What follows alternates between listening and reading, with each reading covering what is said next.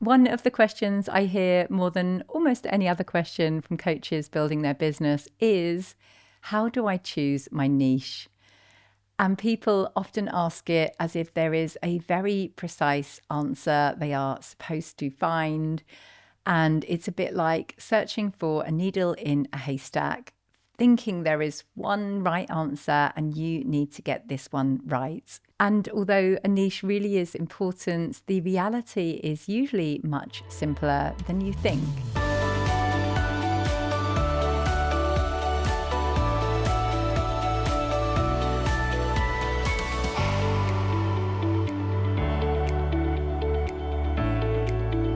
So it's not about finding the most clever words. It's about actually saying it out loud in really simple words that people actually understand.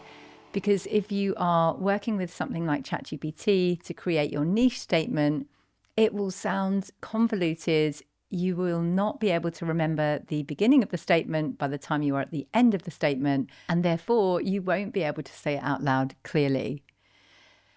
But the most magical thing you can do is say it aloud in your own voice, and then someone will really start to understand what you do enough to start to connect those dots and refer more people your way. If they understand what you're talking about, then they will be able to think about a colleague who may need your help, maybe a neighbor, a friend, someone on their team, someone in their family.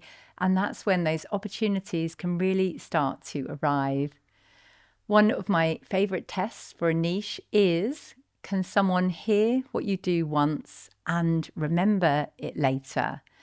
And I always know if my clients have done a good job with this because I can say to my husband or somebody that's probably the only other person I speak to at the moment, as well as my amazing clients, oh, I'm working with this guy at the moment. He helps. And I can actually say the I help statement out loud to someone when I'm making casual conversation. Whereas obviously I read tens of niche statements every single day. And most of them are so long and they are not in real words because they've been ChatGPT'd to death, that therefore I can't say those words out loud.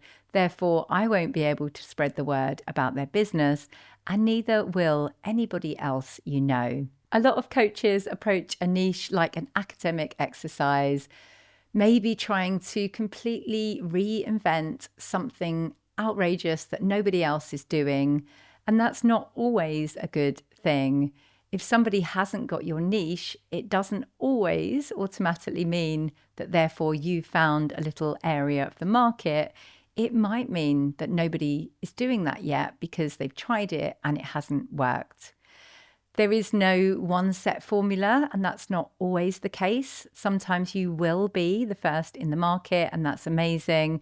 But it's really tricky to base everything from trying to be creative and do something new. So when you look at many successful coaching businesses, something much more simple is often happening. So most niches grow naturally through these three things. So the first is your own experience, like what has led you here. Often we are our niche 3 to 5 years ago. So usually we're trying to save our former self and wish we had had the sort of support that we can offer now and be able to offer it to those people. The second is curiosity. So what do you enjoy thinking about, speaking about all day? Because you will want to market your business. Therefore, you need that curiosity and enthusiasm to be able to talk about this often. And finally, the kind of people that you naturally connect with. So lots of people join my program and tell me that, for example, they may have been a lawyer and now they definitely don't want to coach lawyers, despite the fact that actually that's usually their quickest way in. And much of the time, people actually love going back to their roots. So I work with coaches in so many different ways to figure this niche thing out, from life reflections, from really practical exercises. So there isn't really one clear way of finding it. But the point is to just get closer, speak out loud, and make a decision. If your niche statement is something like finding clarity and confidence for mums, then I encourage you to really think about real, tangible moments. So what is that mum trying to do, for example? Is she trying to get back into the workplace? Is she trying to figure out her next move around the kids? And if that's setting up a business or something else? A recent client of mine has done really well in helping creative executives find the fun in their work again, because they've maybe been promoted so much that they're now just managing people versus doing all the fun creative work that they used to love. So really think about those tangible moments to try and come away from generic ChatGPT speak like confidence and clarity. What does that actually mean in the morning, afternoon, and evening for your ideal client? Because when someone feels understood, they will trust the process so much faster, they will get amazing results, and you will too. Another thing that often holds coaches back from choosing a niche is that fear that you might get it wrong. Maybe you worry if you choose one direction, you will trap yourself there forever. But please do remember that niches evolve. Almost every successful coaching business I've seen has changed the shape of their niche and their target market over time. You just need to start somewhere from where you are now, begin working with those clients, learn more about the types of problems that they bring. Then you will start to really notice, is this lighting me up or isn't it? And then you will actually get to decide. It always brings me so much joy when people come and work with me and really resist niching. And usually by the end of our work together, they have micro niched because they've learned from what they've done that actually this is the type of person I really like, or this is the type of thing that I really like working on. So just start from where you are now, and the idea eventually would be to micro niche so you really do start to dominate that area of the marketplace. That clarity will only develop through taking action, working with real people, not writing your niche statement hundreds of times, or even worse, speaking to ChatGPT about it too often. When I started my coaching business, I didn't begin where I am now, helping coaches to build their business and get clients. I did the ILM Level 7 in executive coaching and mentoring. So therefore, I just branded myself as an executive coach, started to speak to people I knew, got some clients, worked in law firms, and hated every single moment. I think I was just out of a really toxic workplace myself. So hearing people just care about getting the next promotion or worrying about this office politics was just not lighting me up. So I eventually moved into career change because I had just left my job and was so excited that I finally had managed to leave that I wanted everyone else to do the same. And eventually I noticed through those career change clients that what really lit me up is when someone said they wanted to start a business. Because again, that's what I had done. And that's, to be honest, the only way I can really see for us as mums to be able to have work around our life. So that is my ultimate passion. And that's where I am now, helping people to build their business so they get the freedom that I now have around my children.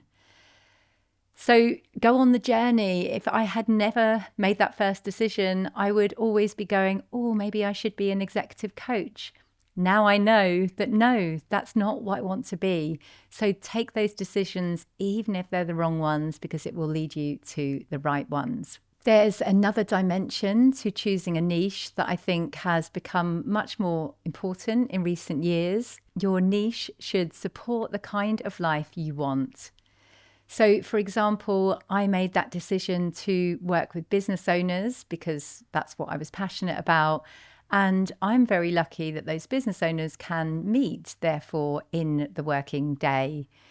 Whereas maybe if you're working with businesses that want you to travel to London or further afield, does that suit your life? Like really think about all of that work and what actually suits the arrangements that you have in your personal life. So your niche and your business model are both equally important to ensure that the business you create is exactly what you want in your life. So if you're currently trying to choose a niche, here are 3 questions that I often encourage my clients to ask themselves. Who do I feel naturally drawn to helping? What problems or transitions do I understand particularly well? And can someone else easily recognize the kind of work I'm describing? Is it a tangible thing that people can see or understand, or is it really vague, like confidence and clarity? ChatGPT has stolen a lot of words from us, and I think 2 of them are confidence and clarity. Another thing that could be really helpful to you is thinking about the who, the problem, and the result. So, for example, I help mums get out of a rut and into a job that they love. So that is your who is mums, the problem is stuck in a rut, and the result is get into a job that they love. So that's an example, really clear niche statement. So jot down your who, jot down your problem and the result. And know that you can't always get 100% on all 3 of these. If you are really clear on your who, then maybe you can get away with being slightly less clear on your problem and result, or vice versa. Whilst we're aiming for 100% clarity in all 3, don't wait for perfect. Just think, that's going to have to do for me to get started, and keep working your way up from that 70% or wherever you're at to 100% in all 3 areas. So if you are a qualified coach or consultant building your business and you want practical guidance on what actions lead to clients, I have created a resource for you called 12 Ways to Get Paying Coaching Clients. You will find the link in the show notes or description, and I hope it will be really, really helpful for you to get those clients in today. So don't just sign up for it, actually open it and actually take that action within 10 minutes, ideally, of receiving that document, and you'll never know what could be the other side of those 10 minutes. So I hope today's episode was helpful, and like I always say, trust yourself, believe in yourself, and be the wise gardener who keeps on watering the seeds.